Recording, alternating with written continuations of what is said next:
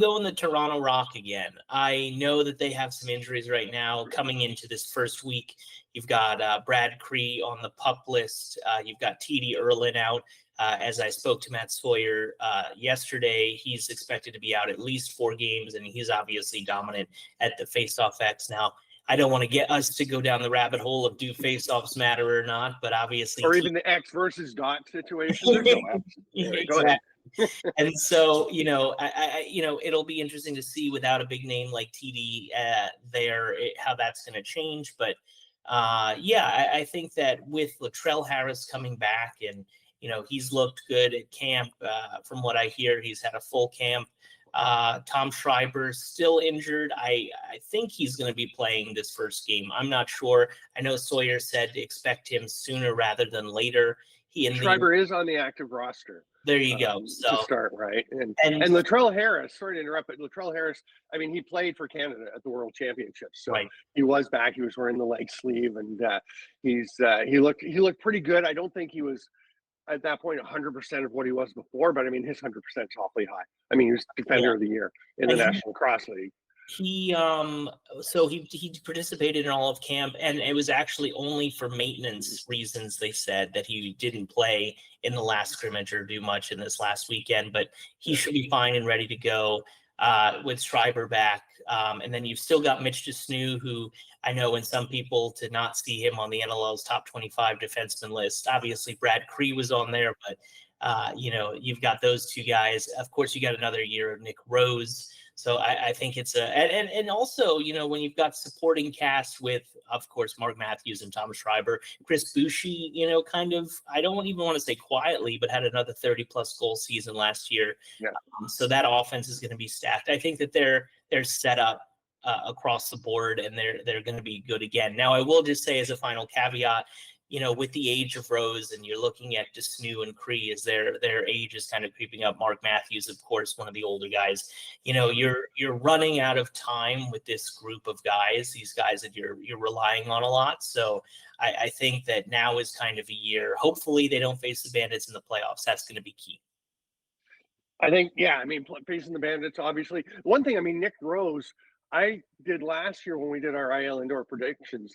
I said, hey, I'm pretty sure I picked Nick Rose to be goal of the year and said, hey, is it finally the year for Nick Rose? And he got it finally after so many close calls. And I did a story earlier where I don't think he ever should have won a goalie of the year before. I think there was always somebody, whether it was Christian Albianco or Matt Vince over and over and over, that should have won it, but he was always close for several years now. The last 4 years have been the best 4 of his career. So can he keep that level up? I don't know. He just seems to keep getting better. He was, made Canada finally. He played for England in the 2015 Worlds and didn't make the team in 2019 and was, a pretty key member in this year. So I think Toronto's not a bad bet. I am going to go with a little bit different look. And I think when you look at the Albany Firewolves, you see a team that improved by 8 games last year, from 3 wins to 11. And generally, improvements like that are not sustainable. Most often when a team improves that much, they have a bit of a backslide the next year. But most teams that have improved by 8 games don't have Dyson Williams coming in and Zach Masson joining, who, trust me, is fantastic. He was a top defender in the Ontario Junior League, went and played hockey. He's now 28 and coming in as a rookie, and he is going to be outstanding. You've got Will Johansson, a first-round pick from a few years ago, who missed last season with an injury. He's coming in. They add so much. They've got a guy, Nicholas Volkov, who was a very good player last year. First-rounder, played 13 games, was just getting the feel for the league. I think this year he's ready to explode. He might not even be able to make the roster. Their defense is so deep and strong. You've got, and another point, you've got Eric Fennell, who I think is going to be kind of the missing piece where they need somebody to bang around and kind of open space and be that big body banger. Like you've got a Ryan Smith in Rochester. You've got a guy like Dawson Theed in Halifax who kind of took over that role from Fennell. I think Fennell can make a big difference. They're loving what he's doing. So I'm going to go with the Albany Firewolves. I love it. I go to those Firewolves games a lot, and I think you're totally right. Dyson is going to be fantastic.